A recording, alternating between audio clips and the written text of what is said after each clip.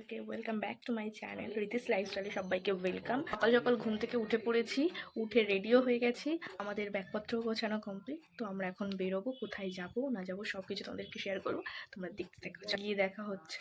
এই যে আমাদের লাগেজ, দেখো কতগুলো লাগেজ হয়েছে। আর ওয়েলকাম টু মাই নৈহাটি। আর ট্রেনটা অ্যানাউন্স করে দিয়েছে, শুনতেই পারলে তোমরা অ্যানাউন্সটা। তো আমি মাকে ডাকছি, মা এদিকে তাকাও। তো এই যে আমার মা, আমাদের ট্রেনটা চলে এসেছে আর আমরা ট্রেনে উঠে গেছি। আমি, ভাই আর একটা ভাই ছিল মাসির ছেলে, আমরা তিনজন উপরে উঠে গেছি। আর এইদিকে মা আর মাসি নিচে দাঁড়িয়ে। সবাই কম বেশি সিট পেয়ে গেছিল, কারণ আমাদের যাওয়ার প্ল্যানটা ছিল না, হঠাৎ করেই মানে সাডেন প্ল্যান বলতে পারো।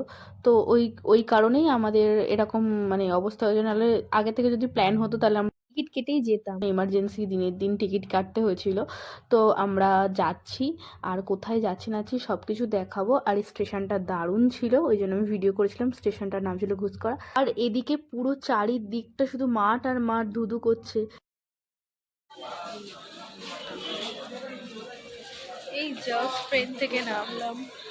তোমরা কি ভাবছো আমরা মাতারা এক্সপ্রেসে কি তারাপীঠে আসলাম? একদমই না, স্টেশনের নাম হচ্ছে বোলপুর শান্তিনিকেতন। তো পুরোটাই তোমাদেরকে ঘুরে দেখাবো, চলো। আমরা ছবি তোলার জন্য আমরা পেছনে পড়ে গেছি, ওই যে সবাই ওই সাইডে, আমরা এই সাইডে তাড়াতাড়ি যাই। এটা হচ্ছে আমার মাসির মেয়ে, আমি আরও দৌড়াচ্ছিলাম, দেন আমরা টোটোতে উঠবো বলে। এদিকে আমরা টোটোতে উঠে পড়েছি, আর এটা আমার বৌদির মেয়ে। হাত তুলে তো ওখান থেকে সোজা রুমে এসে দেন আমরা ফ্রেশ হয়ে আমরা একটা বাঙালি হোটেলে চলে এসেছি। খুব খিদে পেয়েছিল, কারণ সকাল 11টার মধ্যে আমরা চলে এসেছি। দেন দেখো চেঞ্জ করে চলে এসেছি। আর আমার পাশে রয়েছে আমার বোন আর ভাই। এই সাইডে বসেছিল ভাই, দাদা, পিসি, বৌদি, বৌদির মেয়ে। আর অপোজিটে বসেছিল বৌদির মা, বাবা, আমার মা, দুটো মাসি। আমাদের খাবার দিয়ে দিয়েছে, কি সুন্দর সাজিয়েছে। ভাত, যেমন আলু পোস্ত, ডাল, ফুলকপির তরকারি, আলু চিপস, সবাই সেম। আমরা সবাই কিন্তু ভেজ থালি নিয়েছিলাম। তো লাস্টের মোমেন্টে গিয়ে আমার খাওয়া দাওয়া শেষ হওয়ার পরে কি যেন একটা মিসিং লাগছিল। তো বাঙালি মানেই মাছ, তো লাস্টে আমাকে একটা মাছ অর্ডার করতে হলো। লাস্টে আমি মাছ দিয়ে ভাত খেয়েছিলাম। তো খাওয়া দাওয়া নো ডাউট খুব ভালো, তো দারুণ ছিল খাওয়া দাওয়া। তো খাওয়া দাওয়া কমপ্লিট করে আমাদের খাওয়া দাওয়া কমপ্লিট, এবার আমরা ঘুরতে বেরিয়ে পড়েছি। টোটোটা রিজার্ভেশন করেছি, আমরা 5 জন রয়েছি। চলো কোথায় যাবো না যাবো সব কিছু আমাদেরকে দেখাবো। কি জানি ক্যামেরার সামনে আসলে আমার জন্য কেমন হাসি পায়, তাও যেটুকুনি পারছি আমি তোমাদের সামনে ক্যামেরার সামনে বলার চেষ্টা করছি। তো আশা করি আগামী দিন আরও সুন্দরভাবে বলতে পারবো ক্যামেরার সামনে ওপেন। তো ফার্স্ট তো একটু নার্ভাস লাগেই। তো এখানে রাজবাড়িতে নিয়ে এসেছিলো, এই বাড়িটা খুব সুন্দর ছিল, আমার ঠিক এখন মনে পড়ছে না। তোমরা যদি কেউ জেনে থাকো তো কমেন্ট বক্সে জানিও এই জায়গাটা কি নাম ছিল। তোমাদেরকে চারিপাশটা দেখাচ্ছি, কি বড়, মানে অনেকটা জায়গা জুড়ে কত বড় একটা রাজবাড়ির মতো করা, মানে খুব দারুণ। আমি চারিপাশটা ঘুরছিলাম, অনেক ফটো তুলেছি, তো ফটোগুলোও শেয়ার করবো। তো সেগুলো যদি দেখার জন্য আমার ফেসবুকে ফলো করতে হবে, ফেসবুক নামও মেনশন করে দিয়েছি।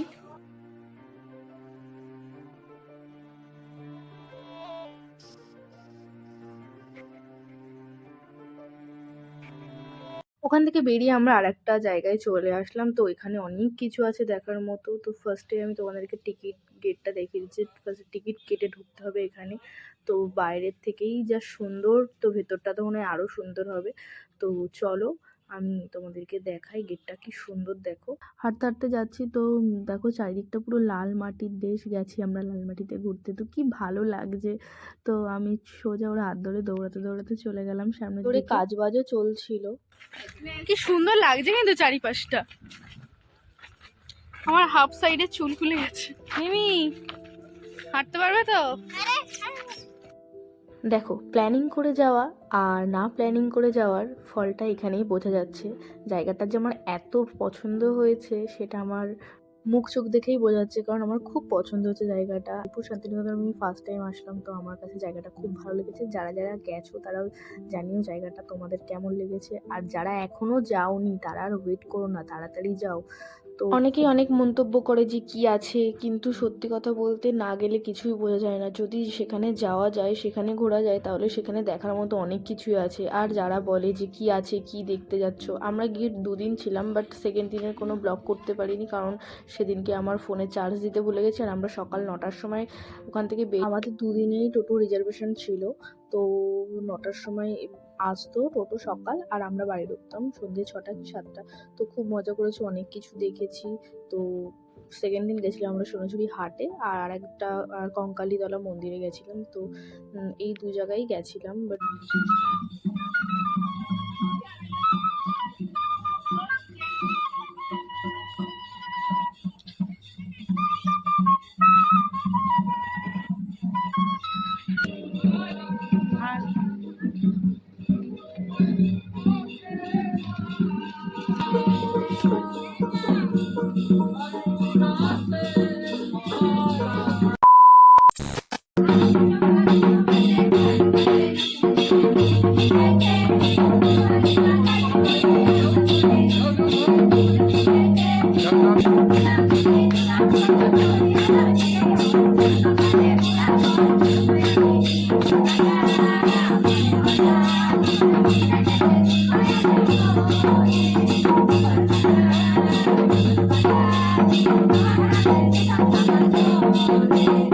এই সাইডের দিকে হার, কানে অনেক কিছুই ছিল, কি সুন্দর লাগছিল, সব সুতোর কাজ করা।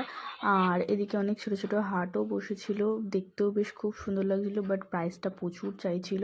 আমার এই কুর্তিটা ব্ল্যাক তো আমার ফেভারিট কালার, তো এই কুর্তিটা আমার খুব পছন্দ হয়েছে, বাট অনেক প্রাইস চাইছিল বলে আর নেওয়া হয়নি।